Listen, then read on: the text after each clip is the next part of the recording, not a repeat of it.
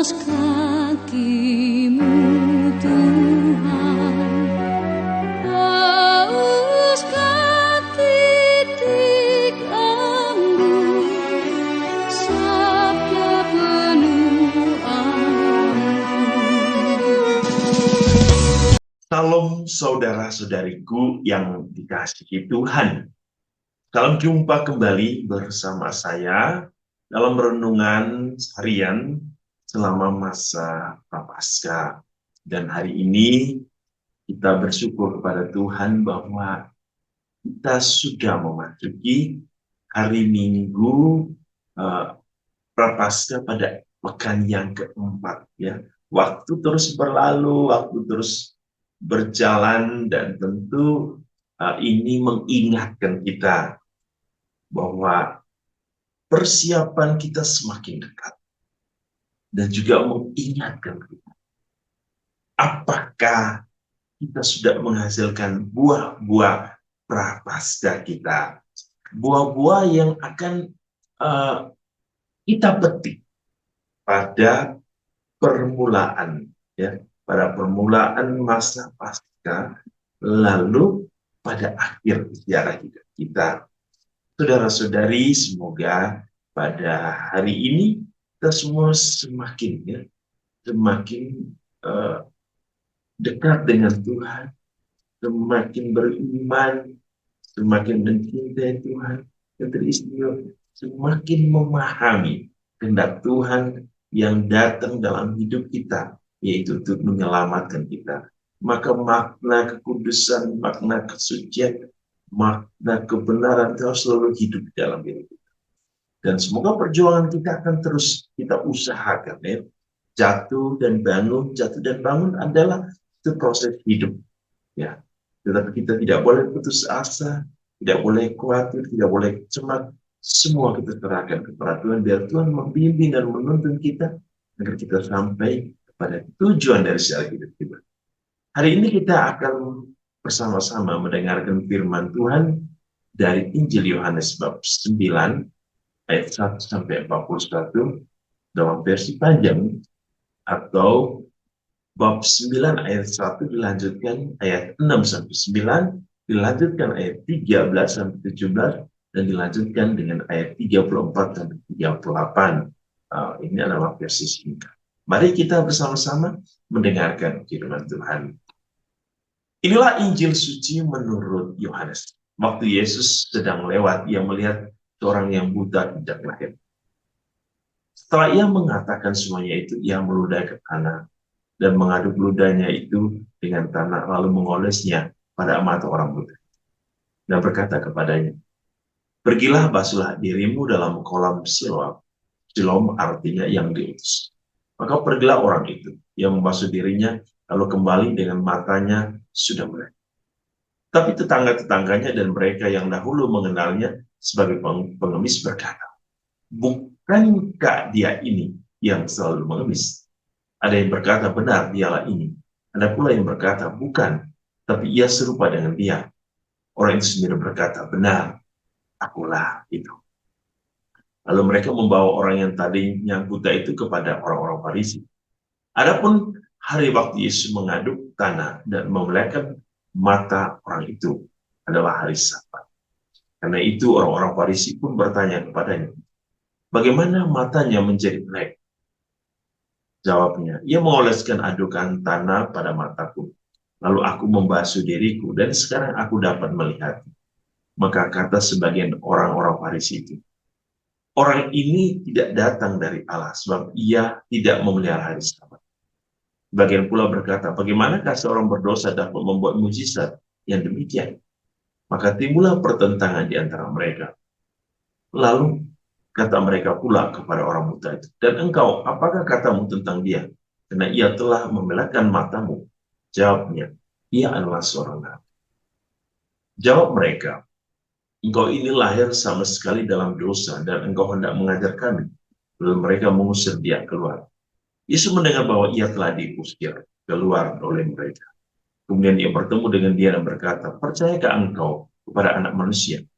Jawabnya, "Siapakah dia Tuhan, supaya aku percaya kepadanya?"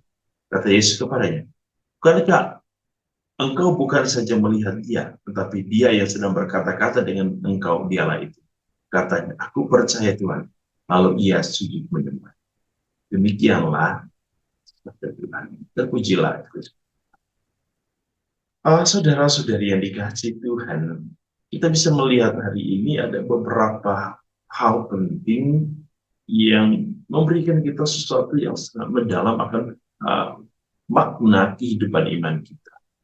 Yang pertama, Yesus menyembuhkan seorang yang buta, ya, dalam versi singkat yang saya baca hari ini.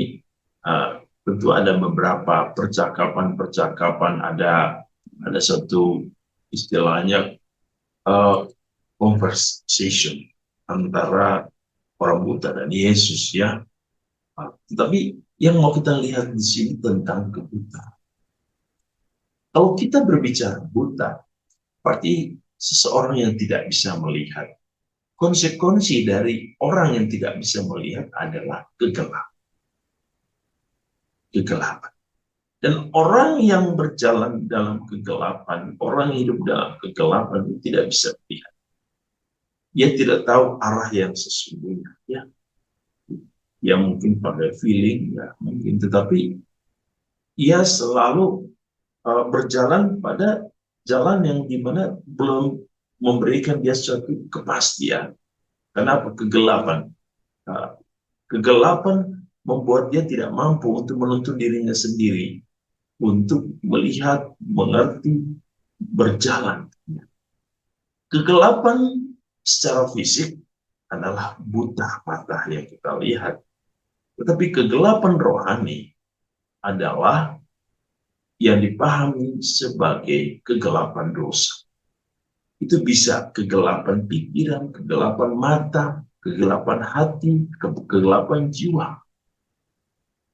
Dan hari ini apa yang kita bisa lihat dalam diri seorang pengemis? Kegelapan apa yang ia rasakan? Ya. Pertama, kalau kita bisa melihat hari ini, Yesus sesungguhnya bukan hanya menyembuhkan kegelapan secara fisik, tapi dia juga menyembuhkan kegelapan secara rohani.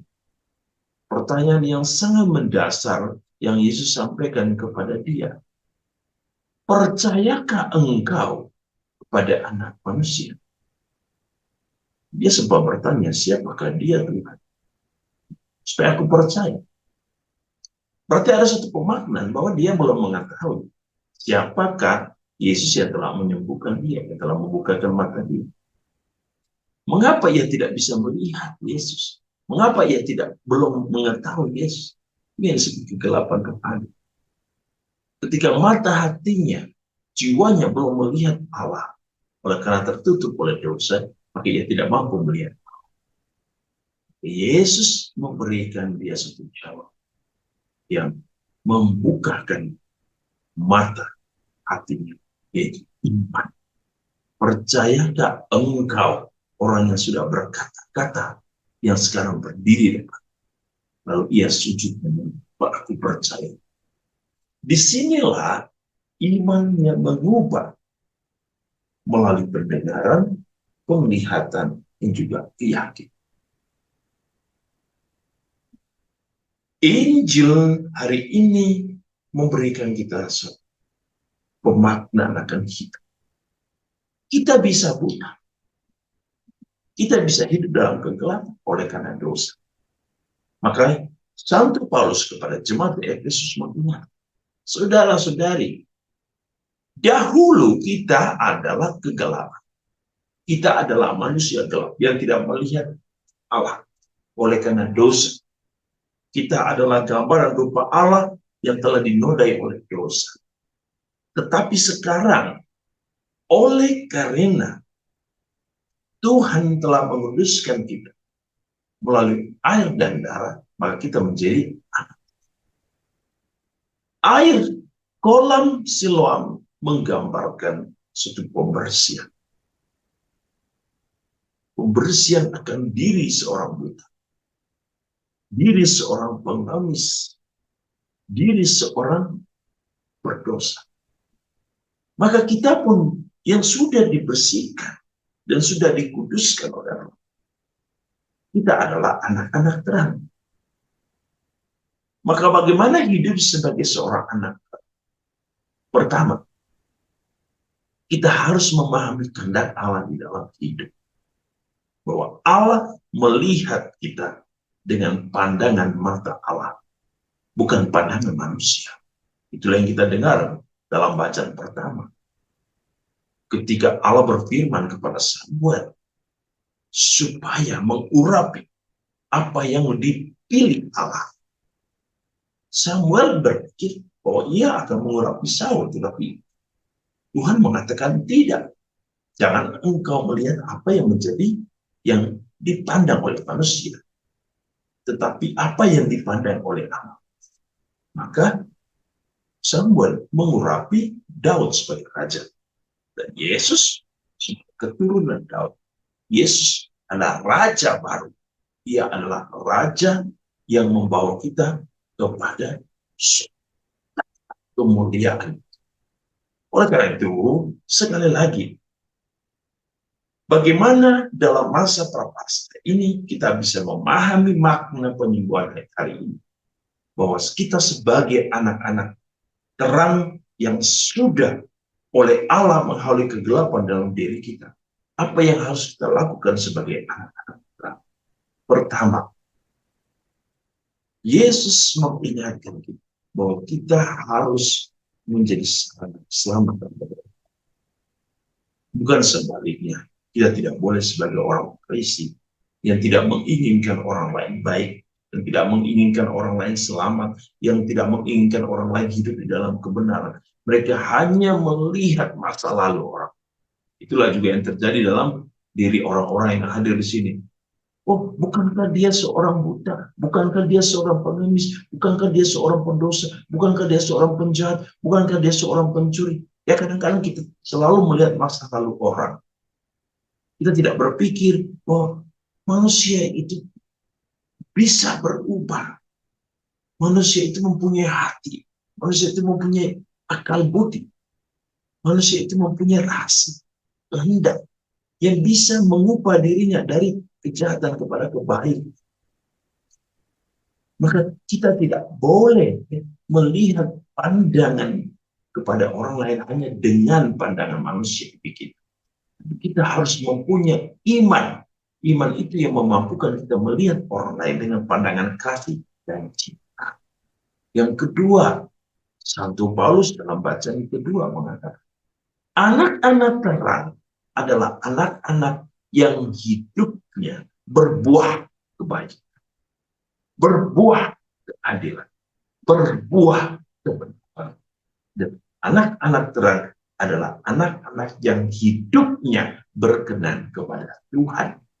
Dan perbuatan-perbuatannya adalah perbuatan-perbuatan di dalam terang, bukan kegelapan.